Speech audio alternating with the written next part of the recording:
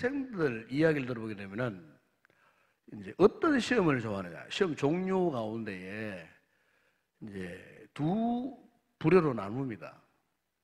이제 평소에 공부를 꾸준히 열심으로 잘 했는 친구들은 주로 어떤 유형의 시험을 좋아하냐면은 논술 유형의 시험을 좋아합니다. 논술 유형의. 그래서 이제 출제의 그 목적을 알고 뜻을 알고 이렇게 자기가 이제 알고 있는 그것을 논리적으로 이렇게 정돈해가지고 이제 기록하는 시험을 이제 논술형 시험이라 그래요. 그래 이런 논술형 시험은 주로 이제 공부를 이제 잘 해가지고 열심히 해가지고 이제 자신만만한 친구들은 이제 주로 이런 유형의 이제 시험 방식을 선호합니다. 그런데 이제 공부를 좀 못해서 부족해서 평소에 게으른 비유 공부를 하는 친구들은 주 어떤 시험을 좋아하느냐? 사지선다. 그래서 제가 안 될 때는 막 볼펜도 굴리고 해가지고 어쨌든 내게 한 잘 찍으면 되니까 또 하나 OX 문제, O냐 X냐 뭐 이런 문제.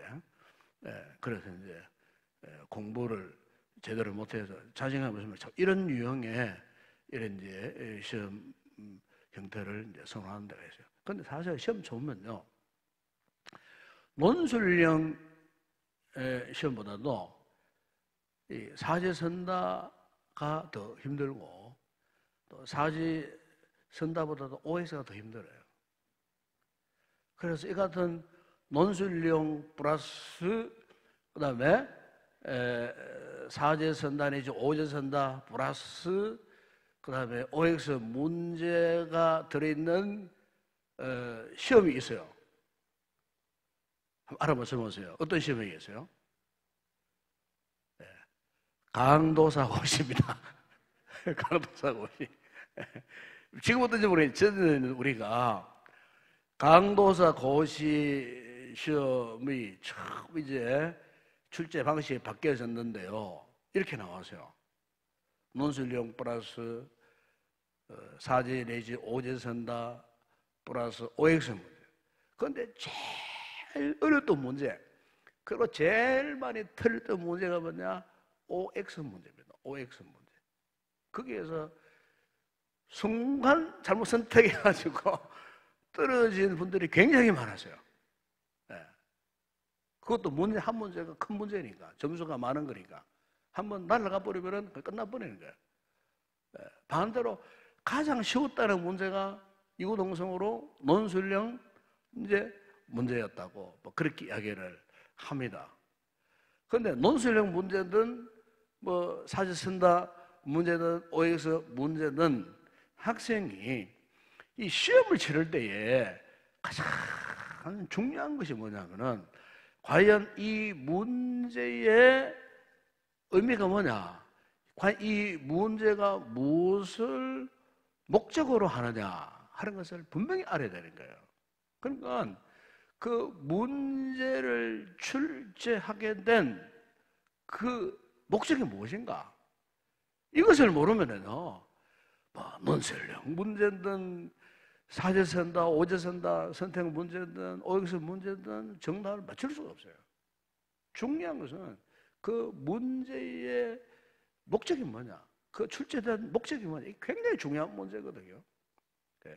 이 같은 사실은 오늘 우리의 이 신앙 생활에 있어서 인생을 살지 않습니까? 믿음 생활을 하잖아요. 우리가 신앙 생활을 한다고 해서 내가 삶을 산다고 했을 때에 그냥 덮어놓고 막 열심으로 사는 삶이 과연 최고인가? 아니면 그냥 막 최선을 다해. 물론 최선을 다한다는 건 나쁜 말이 아니에요. 열심을 하고 최선을 다한다는 건 좋은 모습이지만은, 그렇다고 해서 아무리 최선을 다해도 문제는 뭐냐? 목적대로 살지 못하면은, 목적대로 최선을 다하지 못하면은 그냥 그 삶에는 열매를 맺을 수가 없는 거예요. 중요한 것은 최선을 다하되 열심으로 살되 목적이 분명해야 돼요. 내가 왜 그렇게 최선을 다할 뿐만 아니고 열심히 살아가야 하는가 하는 그 목적이 분명하지 못하면은 그 삶의 결과에는 아무런 열매를 거두어들일 수가 없어요. 이 말을 다른 말로 표현하면은 우리 신앙생활에서 참 중요한 것이 뭘까요? 최선을 다하는 것이겠어요? 물론 그 과정에 있어서 최선을 다하는 건 정말 중요한 겁니다. 그런데 그것보다 중요한 게 있어요. 그건 바로 순종입니다. 순종. 순종이 없는 최선, 사실 거기에는 열매가 없어요. 열매를 맺을 수가 없어요. 우리 주님이 기뻐하시는 할 모습도 물론 열심을 다하고 열심을 품고 열심을 다하고 막 최선을 다하되 그 자기 마음대로 최선을 다하면 안 돼요. 자기 마음대로 자기 뜻대로 뭐 열심을 내고 자기 뜻을 뭐 이렇게 구하기 위해서 이루기 위해서 그냥 최선을 열심을 다하는 것은 사실 잘못하면요 그게 개인 생활이든 가정 생활이든 공동체의 이 같은 교회 생활이든 이런 부분이 잘못하면 큰 장애가 될 수가 있어요. 자기 멋대로 자기 문대로 최선을 다하고 열심을 다하는 것은 어떻게 보면 굉장히 위험성이 있어요. 중요한 것은 그것도 최선을 다하고 열심을 다하는 것도 중요하지만은 목적이 분명해야 돼요. 그러니까 그것의 포커스를 어디에 맞추는가? 내 뜻에 맞출 것인가? 내 계획에 맞출 것인가? 아니면은 하나님께서 원하시는 그 목적에 나의 삶의 포커스를 맞출 것인가? 이게 굉장히 중요한 문제예요. 그래서 제가 이를테면 목회를 합니다. 목회를 하는데 그냥 무작정 열심히 목회해요. 그럼 무작정 모든 일에 그냥 최선을 다해요. 자기 방식대로, 자기 노하우를 갖고, 자기 방법으로 열심히 합니다. 그런데 그 목회가 굉장히 위험한 겁니다. 중요한 것은 하나님의 뜻을 알지 못하는 최선, 그것은 아무런 의미가 없어요.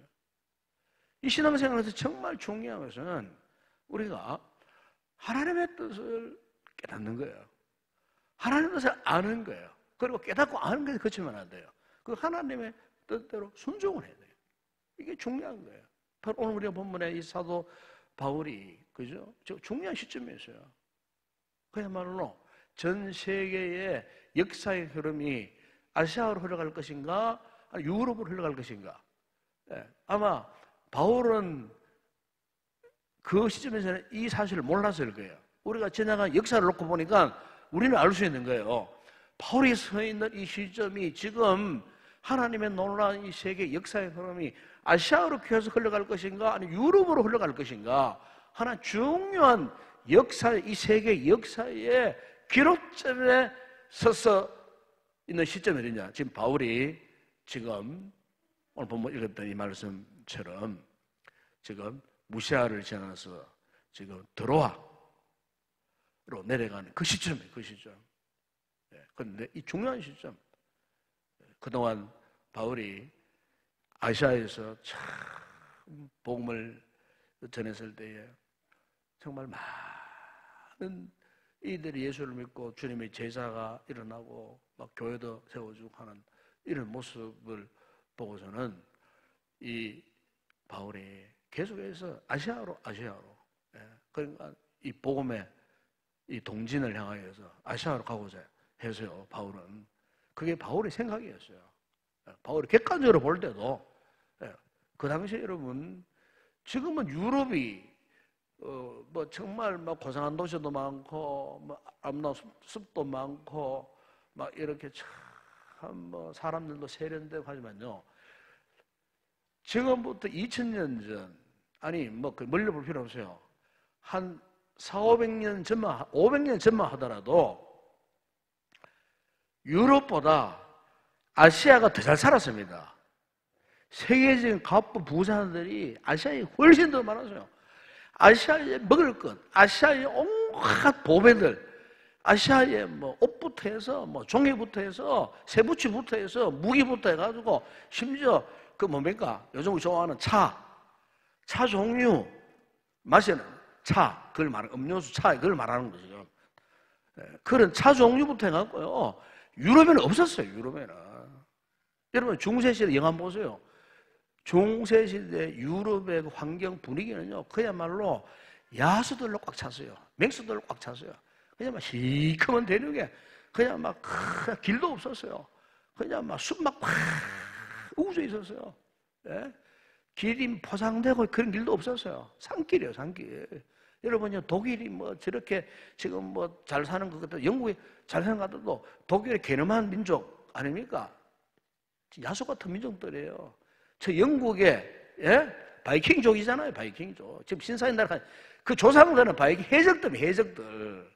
예? 독일의 도적대들입니다. 그 게르만족이 쉽게 말하면은 아주 표범같이 날카로운 그런 민족들이었어요. 그 당시에 유럽 지역이 얼마나 더러웠으면요, 사람들이 길 가다가 아무나 변을 보는 거예요. 그래가지고 요즘 여자분들 있죠, 하이힐. 왜 생긴지 압니까? 하이힐이 안 밟으려고 하이힐이 생긴 거예요. 문 내려고 뭐 하이힐 안 해요. 그걸 하이힐이 그렇게 생긴 거랍니다. 하이힐이 미니스커트 왜 생긴 줄 압니까? 옛날 남자들도 입었다. 남자들도 안 버리려고 그거 막 서치가 묻잖아요. 그러니까 일단 치마를 짧게 해. 구두는 빼쪽하게 만들어야 높게 이래야 그래야 안 밟으니까. 그 정도로 유럽 땅이 미개했습니다. 미개했습니다. 그런데 반대로 아시아 쪽 인도나 중국 보세요. 화려했습니다. 화려했습니다. 물질 문명이 발달하고요. 아주 화려한 그래서 콜럼버스가 그 인도 항로를 만들고 인도에 가가지고 막 그 유명한 뭐 도장이나 아니면은 그 차 같은 거를 막 그냥 수입해가지고 왕실에 갖다 바쳐갖고 그 유럽 대륙에 옛날 커피도 없었어요. 차도 없었어요. 아시아에서 인도에 중국에서 다 수입해가지고 먹었다니까 이 사람들이. 그 정도로 경제적으로 따지나 문명으로 따져도요 유럽보다 이 아시아가 훨씬 사도 바울이 그걸 본 거예요. 이렇게 해서 아시아로 가서 복음을 전하고 싶었어요. 이방인은 왜 사도 바울의 선교 전략이 이 도시 중심이었어요. 항상 큰 도시 중심으로 복음을 전했어요. 잘 사는 지역, 경제적으로 부한 지역, 이렇게 해서 이 바울이 항구 도시, 에베소나 뭐 이런 또 큰 대형 도시를 가가지고 복음을 전했다 그 말이에요. 이 사도 바울의 선교 전략이 그거였어요. 뭐 시골에 상간 벽촌에 들어가서 복음을 전하는 거 아니에요. 대도시, 사람들이 움직임이 많은 곳에 가서 전략적으로 침투해 들어가세요. 그렇다 보니까 유럽에 눈에도 들어오지 않았어요. 그 열악한 환경 안 가려고 했어요. 그래서 아시아 쪽으로 가서 잘 사는 동네 가가지고 복음을 전하면은 오히려 더 크게 복음이 확산되는 효과 있지 않겠나? 바울이 그런 생각을 하고 이제 무시아를 지나 드로아로 아시아로 접경 지역으로 건너가려고 하는 그 중간에 그날 밤에 9절에 보면은 하나님께서 환상을 통해서 바울에게 계시셨는데 그 계시 환상 가운데에 유럽 쪽에 유럽의 첫 그 관문이었던 그 마게도냐 사람이 환상 가운데 나타나가지고 건너와서 우리를 도와달라 하는 환상을 본 거예요. 환상을. 하나님께서 바울 생각, 바울 계획을 돌이키시기 위해서 그야말로 성령께서 강권적으로 역사하신 거예요. 그 문제는 뭐냐? 바울이 그나마 성령에 감동된 사람이었기에 성령의 역사에서 순종할 수가 있게 된 거예요. 여러분 신앙생활에서 이 부분이 정말 중요한 거예요. 순종 아무나 못해요. 순종 내 의지로 내 기분으로 하고 하는 게 그 순종 아니에요. 순종의 배후에는 첫째 하나님 말씀이 있고 두 번째 성령 역사가 있어요. 말씀과 성령의 감동이 없는 순종 있을 수 없어요. 우리 영적으로 기도하고 말씀을 묵상하고 하나님의 은혜로 날마다 새로워져 보세요. 그러면요 그런 분들은 저절로 성령의 인도하심을 따라 순종하게 되어 있어요.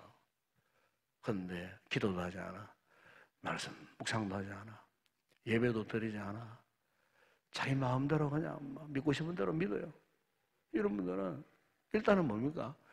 성령의 감동이 없어요. 그러니까 그런 분들은 순종을 제대로 못하니까 자기 마음대로, 자기 계획대로, 자기 기분대로 하는 거예요. 신앙생활을 그렇게 하는 거예요. 그러니까 날마다 실패하는 거예요. 신앙생활을 하면서 만족감이 없는 거예요. 감사를 몰라요. 왜? 자기 뜻대로 행하니까. 자기가 가고 싶은 방향으로 가니까. 그 감사가 있을 수 있겠어요? 한 번은 결과가 없는데 무의로 돌아가는데 날마다. 그러나 힘들고 어렵지만은 깨어있는 성도는 오늘 여기 사도 바울처럼 어떠합니까? 그래도 내 심령에 은혜가 살아있으니까 성령님이 역사하신 대로 그저 따르겠습니다. 주님이 원하신 길이라면 제가 가겠습니다. 예? 그러니까 아무리 막혀있는 길, 아무리 답답한 상황을 만나도 마음에 성령님이 감동하시니까 제가 순종하겠습니다. 예? 이렇게 순종하니까 막힌 길이 열리는 거예요. 막힌 다음에 허물어지고요. 그러니까 성령 안에서 순종하는 삶을 살지 못하는 사람은 하나님이 허물어 주시고 하나님이 길을 열어주시고 하나님이 역사하시고 하나님이 동행하시는 이 역사를 경험할 수가 없는 거예요. 그러니까 이런 분들은 믿음 생활을 아무리 오래 해도 신앙 성장이 없어요. 성장이 없는 거예요. 그 원인은 뭔 줄 아세요? 성령이 역사하시는 순종을 하지 못한 결과예요. 그게. 그러니까 하나님의 뜻대로 살아가지는 못하는 거예요. 그러니까 믿음 생활에 뭐 기쁨을 만끽할 수 없어요. 은혜를 체험할 수도 없어요. 간절거리가 생기지 않아. 아무리 오래 예수를 믿어도. 그러니까 너무너무 답답하고 너무너무 괴로운 이 같은 삶을 살 수밖에 없더라는 거예요. 오늘 본의 사도 바울을 보세요. 바울이 유대한 것은 이 부분이에요. 환상을 통해서 꿈에 마게도냐 사람이 건너와서 나를 도와달라고 하는 이 성경의 결정적인 메시지에 대해서 그 어떻게 했습니까? 순종했습니다. 순종했을 때에 그 당시에 유럽으로 건너가는 길은 다 막혀 있었어요. 결국 어떻게 합니까? 항해길을 택합니다. 백길을 택합니다. 그게 이런 11절에 쭉 나오잖아요. 백길을. 그래서 항해길을 차 해가지고 내려갑니까? 예? 마게도냐 첫 성인 빌립보로 갑니다. 빌립보. 이게 이제 바울 사도의 2차 전도 여행 때 일어난 이야기입니다. 이게. 예. 바울 사도가 순종해가지고 마게도냐 첫 성인 빌립보. 제가 몇 해 전에 터키 성지순례 가가지고 그 빌립보 지역을 가봤어요. 지금 빌립보 지역 가보니까 뭐 전부 뭐 유적지라 갖고 사람 안 살아요. 안 살고 그냥 막 돌무더기 옛날 그 고대 시대의 그 돌무더기 뭐 이런 거 막 옛날에는 전부 다 뭐 대리석으로 막 이렇게 집을 졌잖아요. 로마 시대에는 막 그런 것만 사 있고 뭐 사람 안 살고 막 넓은 그 도시 뭐 그게 있는데 이 사도 바울이 이 빌립보에 그 마게도냐 첫성 빌립보에 가가지고 루디아를 만났던 그 강가에 가봤어요. 강가에 갔는데 그 강가에 파레타예요. 지금 뭐 잘 꾸며놨어요. 그 강가에 루디아 기념 예배당도 있었어요. 가보니까 그리고 다 둘러보면서 강가에 가보니까 우리로 나는 뭐 강의를 가길래 뭐 큰 강인 줄 알았어요. 우리 낙동강처럼 큰 강이 있는 거예요. 또랑이에요. 네, 시내 물 또랑 강물이에요. 거기 이제 이렇게 따뜻한 가서 물 흘러가도록 해놨더라고요. 그러니까 이제 이 루디아가 이제 강가 팔레트에서 이 루디아가 자주 옷감 그 염색 공장 여사장이었어요. 이번에. 그리고 그 당시로 보면은 개인 사업을 하고 여자분으로도 돈을 많은 이제 여사장이었어요. 그런데 이제 그 강가 팔레트에 이제 아마 빨래를 하러 나온 것 같아. 그 다른 여자분들과 동네 옛날 우리나라 그랬잖아요. 뭐 내가에 시내가에 빨래하고 우물가에 모여가 빨래하고 뭐 이러면서 막 이것저것 흉도 보고 온갖 남편 흉도 보고 막 그러잖아요. 예? 막 그런 분위기라 그런 우리 여성들이 모여가지고 막 옹기종기 이야기하면서 막 이렇게 하고 있는데 바울이 거기 가게 된 거예요. 그 모든 순간순간이 뭡니까? 하나님께서 성령을 통해서 사도 바울을 아시아로 가는 길을 막으시고 유럽으로 이렇게 그것도 배를 타고 막 항해길을 가가지고 도착한 데가 바로 이 유럽, 오늘 유럽의 접경적인 이 마게도냐 빌보 그 도성에 딱 들어가서 누구를 만나겠냐면은 바로 거기에 여자들과 하필이면 루디아를 만나게 한 거예요. 하나님이 루디아의 마음을 열어서 바울의 마음을 어떻게 하는 거예요? 순종하도록 만드셨어요. 그 모든 역사가 성령의 역사였어요. 예. 그 여성들 가운데 하필이면 루디아가 어떻게 마음문 열고 바울의 말을 믿었겠어요? 그거는 성령 역사 아니면 그럴 수가 없는 일이에요. 바로 그 루디아가 어떠했습니까? 그 자리에 예수를 영접하고 기쁨을 이기지 못해서 자기 집으로 바울을 모시고 갔어요. 그리고 이 자기 집을 처음에는 기도처소, 예배처소로 제공을 했어요. 그리고 그 식소들이 다 세례받고 예수를 닮이 성경에 나오는 이야기예요. 다 그 과정이. 그런데 바로 그 루디아의 그 집이 오늘날 유럽 땅 최초로 세워진 빌립보 교회입니다. 빌립보 교회. 그 빌립보 교회를 통해하고 오늘 유럽 전역에 복음이 확산되고 전파되기 시작했다. 그 출발점이 뭐냐? 바울이 성령의 감동에 순종해서 그가 가서 복음을 전했던 그 유럽 첫 도성 마게도냐 지역에 빌립보 지역 하나님이 세계 역사의 판도를 완전히 바꾸어버린 거예요. 만약 하나님이 바울이 계획한 대로 그래 아시아로서 복음을 전하라고 이걸 하셨으면 우리 아시아가 어떻게 보면요 지금 유럽만큼 뭐 성당 예배당 뭐 이런 아시아 그렇게 바뀌었을 거예요. 하나님의 뜻은 아시아가 아니고 유럽이었다는 거예요. 그러면 세계 역사가 완전히 뒤바뀌어져 버려요. 우리 하나님께서는요 이 모든 우주 마음을 평가하신 분 아닙니까, 여러분? 우리의 삶만 좌우하는 것이 아니고 오늘날 이 세상 돌아가는 모든 역사의 순환까지도 하나님이 좌우하시는 분이에요. 그거 우리는 전능하신 하나님 믿고 있지 않습니까? 절대적인 신입니다. 그러니까 오늘 우리의 이 신앙에 있어서 참 중요한 것이 오늘 이제 두 가지 말씀드리고 싶어요. 첫 번째 하나는 하나님의 뜻을 알아야 된다. 그걸 깨달아야 된다. 또 하나는 그걸 깨달았으면 순종해야 된다. 최선이냐 순종이냐 했을 때에 최선보다도 순종이 더 중요하다. 왜? 순종해야 이같이 하나님의 위대한 역사가 일어나는 겁니다, 여러분. 네. 여러분의 개인적인 신앙생활도 마찬가지입니다. 삶에 있어서도 마찬가지입니다. 하나님의 뜻 앞에 순종하면 하나님이 그 사람을 쓰십니다. 유명한 여러분 빌리그리안 목사님이 평생 그의 자손을 보니까 이런 이야기 했어요. 자신이 3번의 큰 유혹을 받았다. 유혹.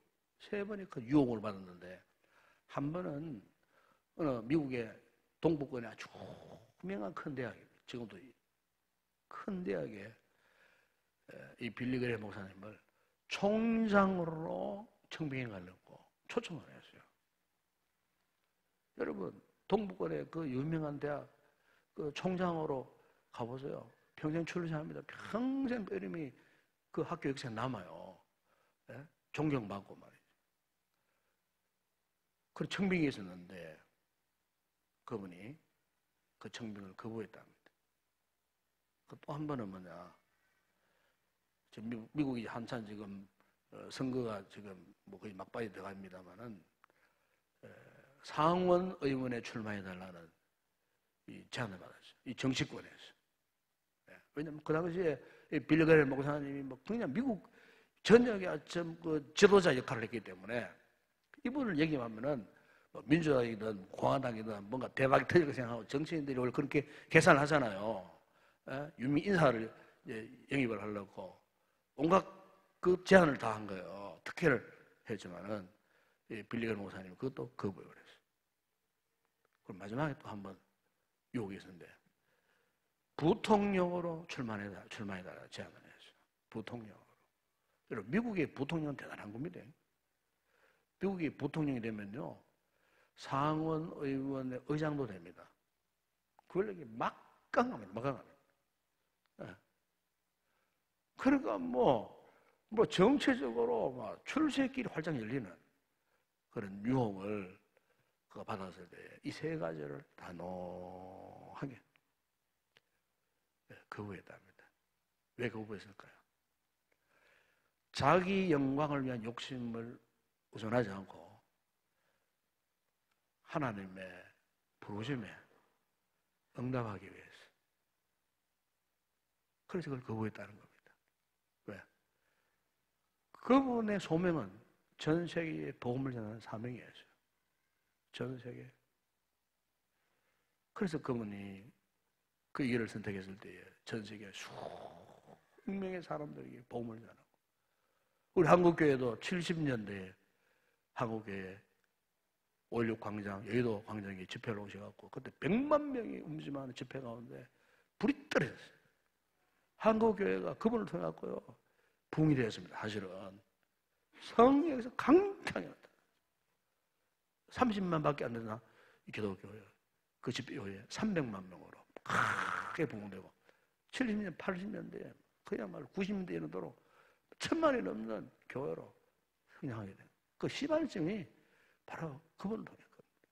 물론 그 전에 신약 성도들이 많았겠지만은 결정적인 한국교회 붕의 역사가 이렇게 하나님의 뜻을 따라서 정신되고 세상 야망 가지고 하는 그 길을 포기하고 하나님의 거룩한 뜻, 영광의 길을 선택했던 그분을 통해 갖고 보세요. 수억 명의 사람도 예수 믿고 하나님의 나라가 확장되어지는 그 놀라운 역사가 일어났다는 것입니다.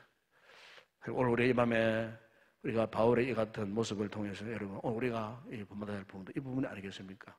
우리가 믿음 생활하다 보면 여러 가지 세상적인 유혹들이 많습니다. 선택의 기로에서 우리가 참 고민할 때 얼마나 많습니까? 때대로. 그랬을 때 가장 중요한 것은요, 그 문제가 크든 적든 아무리 지극히 사소하든 우리 성도들 항상 이걸 잃어버리면 안 됩니다. 하나님의 뜻이 어디 있는가? 그분의 목적이 어디 있는가? 그리고 성령님의 감동이 살아있는가? 그러면요, 그 길로 가야 되는 거예요.